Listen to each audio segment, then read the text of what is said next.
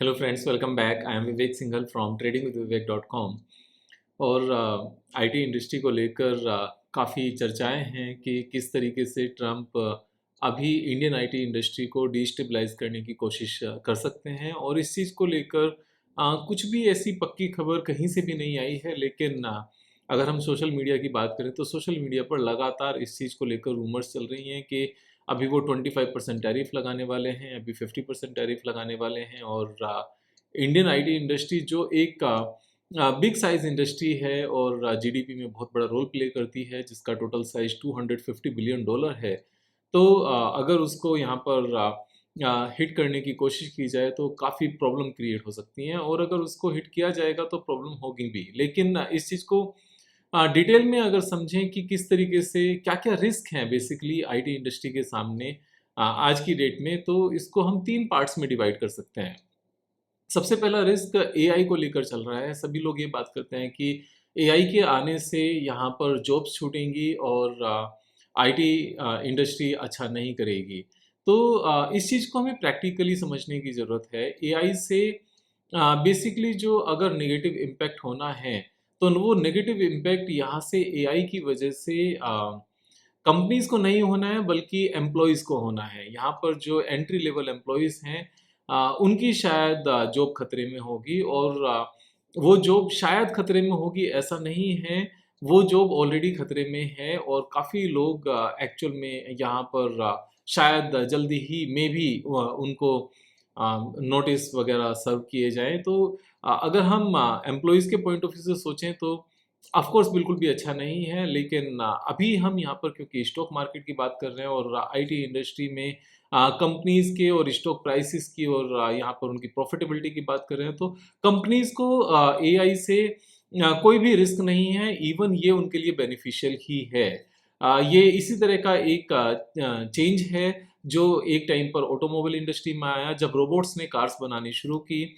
ये उसी तरह का चेंज है जब इंटरनेट बैंकिंग आया और यहाँ पर बैंक्स में एम्प्लॉइज़ की रिक्वायरमेंट्स कम हो गई, क्योंकि अ, जो काम हम पहले बैंक जाकर एम्प्लॉइज़ के साथ इंटरैक्शन करके करते थे, उसी काम को अब हम नेट बैंकिंग से करने लगे।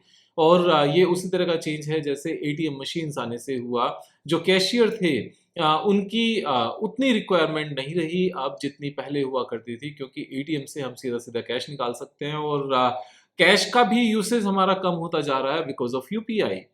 तो ये जो टेक्नोलॉजी है, टेक्नोलॉजी के चेंज के चलते ये सारी चीज़ों पे इफ़ेक्ट आता ही है, इसमें कोई दो राय नहीं है। तो टेक्नोलॉजी में जब भी इम्प्रूवमेंट हुई है, उसका कंपनीज़ को लेकर कंपनीज़ के ऊपर कभी भी नेगेटिव इम्पैक्ट नहीं रहा। कंपनीज़ ने टेक्नोलॉजी को एडॉप्ट कर अपनी प्रॉफिटेबिलिटी बढ़ाई ही है लगातार। और अगर हम यहाँ पर एक बार टीसीएस के भी नंबर्स देखने लगे, तो मैंने एक बार देखा कि यहाँ सर्च किया TCS Infosys head counts year wise. So TCS head count grew from around 619,000 in FY23 to over 6,13,000। तो यहाँ पर ग्रू एक्चुअल में इन्होंने इसलिए लिखा क्योंकि साथ में इन्फोसिस को भी इन्होंने कवर किया और इन्फोसिस का नंबर थोड़ा सा बढ़ा है, लेकिन टीसीएस का यहाँ पर कम हुआ है। अगर हम 2 इयर्स का डेटा देखने लगे, तो 6,19,000 से यहाँ पर 6,13,000 हो गया है। तो नंबर ऑफ एम्प्लॉइज तो कम हो गए हैं, लेकिन इसी पीरियड में अगर हम यहाँ पर चेक करने लगे कि टीसीएस के नंबर ऑफ एम्प्लॉइज कम होने के बाद इनकी रेवेन्यू बढ़ी है क्या। सो 2013 से अब तक यहाँ पर जो रेवेन्यू है वो इंक्रीज हुई है, जो ऑपरेटिंग प्रॉफिट है वो इंक्रीज हुआ है, जो प्रॉफिट बिफोर टैक्स है वो इंक्रीज हुआ है, एंड जो नेट प्रॉफिट आफ्टर टैक्स है वो भी यहाँ पर इंक्रीज हुआ है। तो इसका नेगेटिव इम्पैक्ट तो है नहीं। नेगेटिव इम्पैक्ट किसके ऊपर रहा होगा? एम्प्लॉइज के ऊपर रहा होगा। अब बात यहाँ पर अगर एम्प्लॉइज की करें तो ये एक चेंज है जिसको भी अपने आप को सेफ्टी बनाकर रखनी है अपनी ऑफिस में, तो या तो उसको एक एबव एवरेज एम्प्लॉय परफॉर्मेंस के रूप में अपने आप को शो करना है, या फिर अपने स्किल्स को यहाँ पर इम्प्रूव करना है, या फिर दूसरी कंपनीज को सर्च करना है। देखो, ये चीज़ प्राइवेट जॉब्स में हमेशा है, इसमें सिर्फ और सिर्फ टीसीएस की बात नहीं है, इट कैन हैपन एनीवेयर। तो जो एआई को लेकर इम्पैक्ट है वो कंपनीज के ऊपर, कंपनीज की प्रॉफिटेबिलिटी के ऊपर हमेशा यहाँ पर प्रॉफिटेबल ही रहेगा। एआई मिस्टेक्स कम करेंगे, जो सुपरवाइजर्स हैं वो एआई के द्वारा किए गए काम को यहाँ पर सुपरवाइज करेंगे। तो जो इनिशियल बिगनिंग लेवल के जो जॉब्स हैं उनके ऊपर रिस्क होगा, लेकिन कंपनीज को इसका बेनिफिट होने वाला है। तो अगर कोई कंपनी अपने वेयर हाउस को मॉडर्नाइज करती है और वहां पर रोबोट्स लगाती है कि रोबोट्स अपने आप से सामान रखें और सामान निकालें, जैसे अमेजोन ने किया हुआ है अपने सारे हाई क्लास वेयर हाउसेस में, तो एम्प्लॉयज के लिए तो अच्छा नहीं है, लेकिन अमेजोन के लिए तो अच्छा है।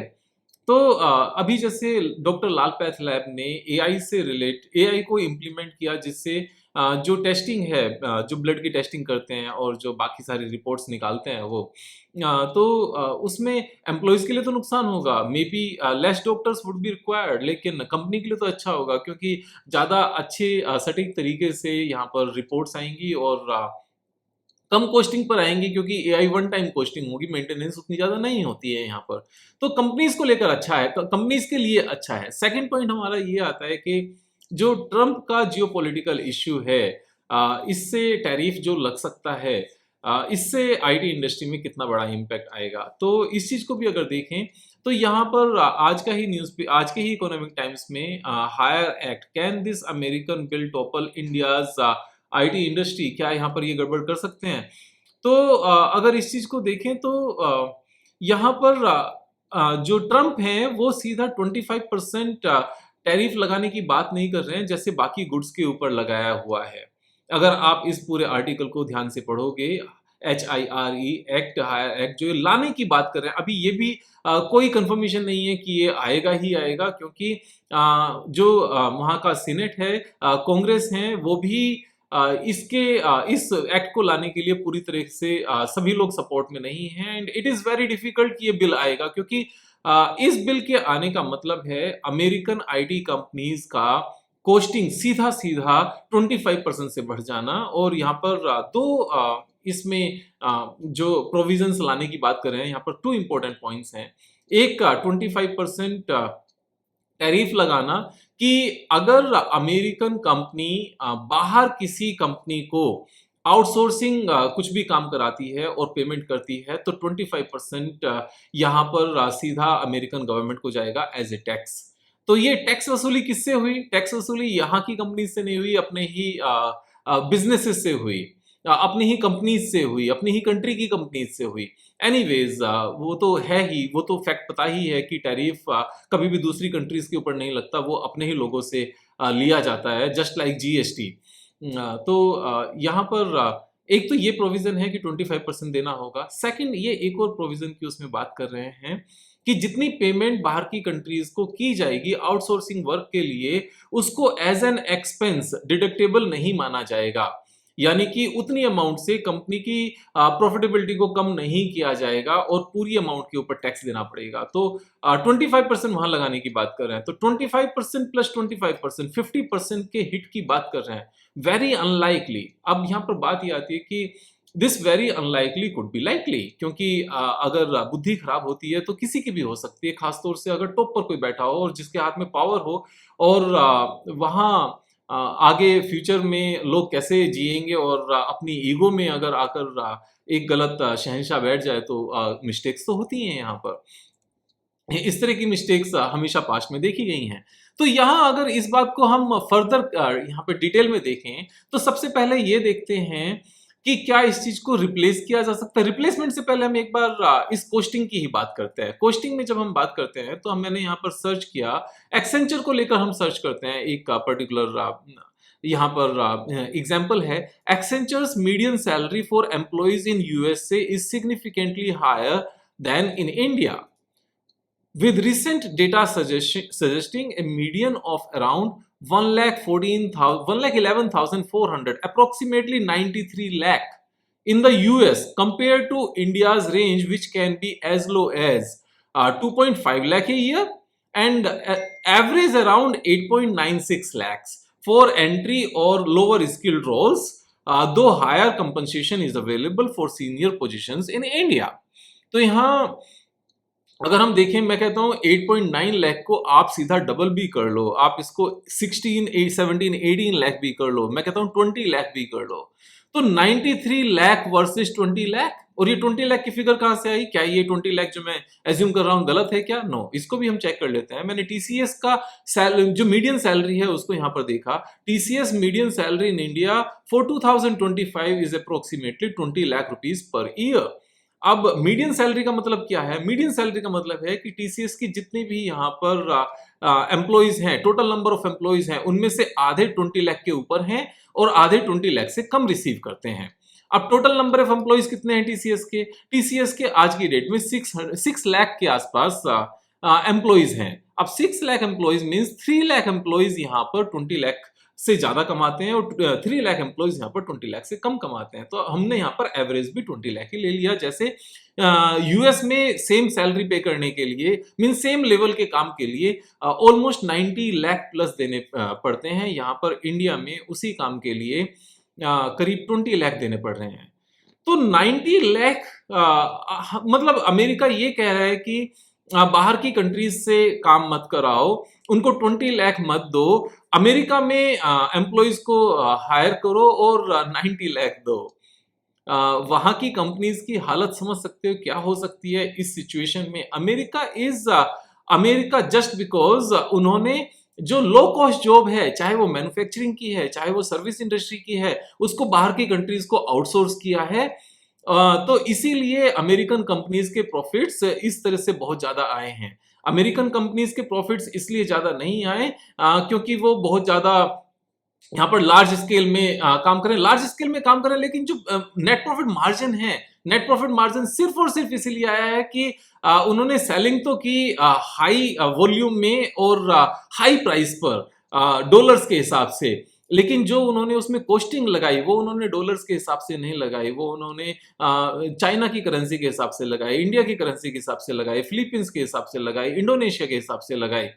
तो ये रीजंस रहे कि रेवेन्यू बहुत ज्यादा हुई और खर्चे उतने ज्यादा नहीं हुए। लेकिन अगर यहीं पर 20 लाख के बदले 90 लाख पे करने की बात करेंगे तो वहां मार्जिन कैसे जाएंगे? अब बात करते हैं कि जो 50%, 25% प्लस 25% जो ये बिल अगर आया, तो अगर उसके बाद ये अप्लाई भी हो जाता है तो वहां की कंपनीज के पास क्या ऑप्शन है? 20 लाख के ऊपर अगर हमने 50% ऐड भी कर दिया तो भी इंडियन कंपनीज को 30 लाख रुपीस देना पड़ेगा पर एम्प्लॉय, और इंडिया में एम्प्लॉइज को 30 लाख देना पड़ेगा, और यूएस में अभी भी ये 93 लाख है। मोर देन 3 टाइम्स, 1/3 रहेगा इंडिया फिर भी कॉस्टिंग में। तो कोई भी कंपनी 90 लाख देना पसंद करेगी या 50% एडिशन के बाद यहाँ पर 30 लाख देना पे कर मींस पसंद करेगी? ऑफ कोर्स 30 लाख का ही ऑप्शन है, दूसरा कोई ऑप्शन नहीं है। एक और जो इंपॉर्टेंट पॉइंट है इस बिल में, ये बिल इंडिया के अगेंस्ट नहीं आ रहा है,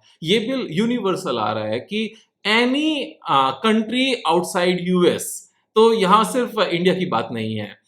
तो यहाँ ये पॉइंट नहीं है कि हम इंडिया से गुड्स पर 50% टैरिफ लगा देते हैं, पाकिस्तान के ऊपर सिर्फ 14% लगाएंगे, उनको 36% का गैप का बेनिफिट मिलेगा, तो वहां से चीजें सस्ती मिलेगी, American will buy from there. लेकिन ये bill partially individual country wise नहीं है। It's not a momentary tariff कि कभी भी लगाया और कभी भी निकाल दिया। इट्स एन एक्ट जिसकी ये बात कर रहे हैं, जो वहां के सीनेट में पास होगा, जो पार्लियामेंट है वहां जो पास होगा, तो वो अक्रॉस द यूनिवर्स लगेगा, मीन्स सभी कंट्रीज के ऊपर अप्लाई होगा। अब एक और जो इंपॉर्टेंट पॉइंट है, क्या इस तरह का जो स्किल्ड बेस है इसको ओवरनाइट तैयार किया जा सकता है अमेरिका में? क्या कुल मिलाकर जो 20 लाख एम्प्लॉइज अमेरिका के लिए काम करते हैं, इंडियन आईटी कंपनीज के, क्या 20 लाख एम्प्लॉइज को रातों रात तैयार किया जा सकता है? क्या उनको लगता है कि इंडिया के ऊपर टैरिफ लगा देंगे और 20 लाख पाकिस्तानी से काम करा लेंगे या बांग्लादेशी से काम करा लेंगे? Is it a joke? ये स्किल्स की बात कर रहे हैं, ये कपड़े बनाने की बात नहीं कर रहे हैं कि सिलाई मशीन हमने इंडिया में नहीं चलाई तो हम पाकिस्तान में चला लेंगे या बांग्लादेश में चला लेंगे, ऐसा नहीं है। It can not be replaced overnight. एक और चीज ध्यान से समझना, अभी तक उन्होंने जिन चीजों पर टैरिफ लगाया है वो आइटम्स हैं जो वहां की कंपनीज जनरली बाय नहीं करती, वहां के एंड कंज्यूमर के ऊपर इंपैक्ट आता है। यहाँ जो आईटी कंपनीज हैं ये आईटी कंपनीज अमेरिका को होल्ड करती हैं, अमेरिका के ऊपर रूल करती हैं। आपने ध्यान से एक बात को समझो, सारे उन्होंने गुड्स के ऊपर मीन्स अलग अलग गुड्स के ऊपर उन्होंने टैरिफ लगाया। क्या एप्पल फोन पर टैरिफ लगा पाए? क्यों नहीं लगा पाए? क्योंकि Apple is one of the largest company in the world और अमेरिका की सेकंड थर्ड लार्जेस्ट कंपनी है। तो वो सीधे सीधे ट्रम्प से मिलने पहुंच गए, जो भी अंदर की बातें हुई, आईफोन के ऊपर यहाँ पर टैरिफ नहीं लगा। तो मेटा और ये जितनी भी बड़ी बड़ी आईटी कंपनीज हैं और जो वहाँ की बैंकिंग कंपनीज हैं बिग साइज, जो इंडियन आईटी कंपनीज के कस्टमर्स हैं, क्या वो ट्रम्प से मिलने नहीं जाएंगे? क्या वो अपना मार्जिन सीधा सीधा 50% से इरोड होने देंगे? ये प्रैक्टिकली पॉसिबल नहीं है। और अगर वो ऐसा कर भी लिया तो इसका नुकसान सिर्फ और सिर्फ अमेरिका को है। इस बात को हमें ध्यान से समझने की जरूरत है, क्योंकि उस चीज के बावजूद भी जेपी मॉर्गन 20 लाख रुपीस पे करना पसंद कर 30 लाख रुपीस, 20 लाख के बदले 50% ऐड करके 30 लाख रुपीस पे करना पसंद करेगा, ना कि 90 लाख रुपीस पे करना पसंद करेगा। तो हमें इस बात को प्रैक्टिकली समझने की जरूरत है। तो सबसे पहले वाला जो एआई रिस्क था, वो एआई रिस्क एम्प्लॉइज के लिए है, कंपनीज के लिए नहीं है। सेकंड जो ट्रम्प वाला रिस्क है, ये ट्रम्प वाला रिस्क एक्चुअल में रिस्क है नहीं, ये एक मीन्स ऑप्शन नहीं है अमेरिका के पास। थोड़ा सा डिसरप्शन आ सकता है, मामूली सा, जितना डिसरप्शन आ सकता है ना, उससे ज्यादा तो स्टॉक प्राइस ऑलरेडी नीचे गिरे हुए हैं। तो उस चीज का डर तो ऑलरेडी बना हुआ है। यहां से कोई भी अगर इंप्रूवमेंट नजर आएगी तो स्टॉक प्राइसेस तेजी से ऊपर जाएंगे। ऊपर से नीचे जाने के लिए बहुत ज्यादा कुछ बचा नहीं है इन लार्ज कैप कंपनीज में। एक्चुअल जो यहाँ पर रिस्क है उसकी कोई बात ही नहीं कर रहा है। अमेरिका के इस बेकार पॉलिसीज को लेकर, जिनकी वजह से अमेरिकन्स हैव टू पे मोर, और वहां की जो जीडीपी के ऊपर प्रॉब्लम आएगी, वहां जो स्लो डाउन आने का रिस्क है, अमेरिकन जीडीपी में जो स्लो डाउन आने का रिस्क है, उस स्लो डाउन की वजह से जो डिस्क्रिशनरी एक्सपेंसेस होते हैं, and IT expenses always considered as an discretionary expense, यानी कि जिनको जिस बजट को हम छोटा या बड़ा कर सकते हैं अपनी प्रॉफिटेबिलिटी के हिसाब से, अपनी नीड के हिसाब से, सिचुएशंस के हिसाब से। तो अगर अमेरिका में जीडीपी स्लो डाउन होता है, वहां की इकोनॉमिक स्लो डाउन होता है, तो वो जो इम्पैक्ट लेकर आएगा इंडियन आईटी कंपनीज के ऊपर, वो एक्चुअल में रिस्क है, उसकी कोई बात नहीं कर रहा है। अगर अमेरिकन्स को ज्यादा पैसा पे करना होगा और अमेरिकन कंपनीज को ज्यादा पैसा पे करना होगा, तो वहां की प्रॉफिटेबिलिटी कम होगी। वहां प्रॉफिटेबिलिटी कम होगी तो वहां की जीडीपी यहाँ पर प्रेशर में आएगी, वहां इन्फ्लेशन बढ़ेगा। इन्फ्लेशन बढ़ेगा तो क्या रिजल्ट आएगा? वो अपने इंटरेस्ट रेट को कम नहीं कर पाएंगे, तो एक मल्टी इंपैक्ट लेकर आ सकता है। ये एक्चुअल में सबसे बड़ा रिस्क है इंडिया के लिए। अब इन सब चीजों से सॉल्यूशन क्या है? सॉल्यूशन ये है कि जितना लेजीनेस इंडियन आईटी कंपनीज दिखा सकती थी ना, उतना दिखा चुकी हैं। यस, मैं सही कह रहा हूं, ये लेजीनेस ही है कि हम कर क्या रहे हैं बेसिकली। हम अमेरिकन कंपनीज को सर्विस दे रहे हैं, वो वहां प्रोडक्ट बना रहे हैं, और उस प्रोडक्ट को 4-5 गुने प्राइसेस पर वो हम इंडियंस को ही बेच रहे हैं। ये कुछ ऐसा ही है जैसे बहुत पुराने जमाने में होता था, इंडिया से कच्चा लोहा जापान जाता था, और जापान से जो सुई होती है ना, सिलाई मशीन वाली सुई, वो भी वहां से बनकर आती थी। ये उसी तरह की कुछ चीजें हैं। Why Indian IT companies can not means made the products? तो इंडियन जीमेल को किसने रोका? इंडियन गूगल मैप को इंडियन मैप को किसने रोका है? इंडियन ड्राइव को किसने रोका है? और इंडिया का सोशल प्लेटफॉर्म क्यों नहीं है? इंडिया के ऑपरेटिंग सिस्टम्स क्यों नहीं है? इंडिया का विंडोज क्यों नहीं है? इंडिया का एंड्रॉइड क्यों नहीं है? इंडिया का क्लाउड क्यों नहीं है? इन चीज पे एक्चुअल में वर्क करने की जरूरत है। अपने जो आपने पिछले 20 साल से जो एक इजी कंफर्टेबल जोन में रहकर जो ग्रोथ देखी है ना, तो उसमें अब थोड़ा सा आपको मेहनत करने की जरूरत है। हो सकता है नेक्स्ट 2-3 इयर्स आपकी वो ग्रोथ वाली जो आसानी से 2 और क्लाइंट मिल गए, 3 और क्लाइंट मिल गए, 4 और क्लाइंट मिल गए, बस क्लाइंट बनाते रहो, सर्विस उनको देते रहो, और प्रोडक्ट लेकिन उन्हीं के हैं, ओनरशिप उन्हीं की है। जो ये लेबर वाला काम किया है ना, इस लेबर वाले काम से थोड़ा सा इनोवेटिव होने की जरूरत है, एंड रियल मैन्युफैक्चरर बनने की जरूरत है। यहाँ पर सॉफ्टवेयर बनाने की जरूरत है। सॉफ्टवेयर को सर्विस देना तो इंपॉर्टेंट है ही, लेकिन बनाना भी साथ में शुरू करने की जरूरत है। ये ओवरहॉलिंग की जरूरत है आज की डेट में। ये अपॉर्चुनिटी है, ये अपॉर्चुनिटी इस तरह की है कि जो इंडिया की टॉप 4-5 आईटी कंपनीज हैं, ये उन साइजेस की टॉप 4-5 आईटी कंपनीज बन सकती हैं जो इस टाइम पर अमेरिका की हैं, अगर अपने लेजीनेस को यहाँ पर छोड़ दिया जाए। इंडियन गवर्नमेंट को भी इस चीज़ में आईटी कंपनीज के साथ बैठकर बात करने की ज़रूरत है मेरे हिसाब से, कि अपने कंफर्ट जोन को छोड़कर यहाँ पर थोड़ा सा मेहनत किया जाए। आइसक्रीम बहुत खा ली, अब थोड़ा सा करेले का जूस पीकर हेल्थ को वापस से ठीक किया जाए। तो यहाँ आईटी कंपनीज को लेकर मुझे जो रिस्क है वो एज सच रिस्क नहीं है, जितना रिस्क इंडिया को है उससे ज़्यादा रिस्क अमेरिकन इंडस्ट्री को है, अमेरिकन इकोनॉमी को है। अगर वो इंडियन आईटी कंपनीज के अगेंस्ट कुछ भी करता है, लेकिन अगर वो कुछ नहीं भी करता है तो भी इंडियन आईटी कंपनीज को थोड़ी सी मेहनत करके इनोवेटिव होकर अपने प्रोडक्ट्स बनाने की ज़रूरत है। बहुत हो गया एक ही कंट्री के ऊपर डिपेंडेंट रहना। मैं अपना एक्सपीरियंस आप सबके साथ में शेयर करता रहूँगा। जल्दी मिलेंगे एक नई वीडियो के साथ, तब तक अपना ख्याल रखो। जय हिंद, जय भारत।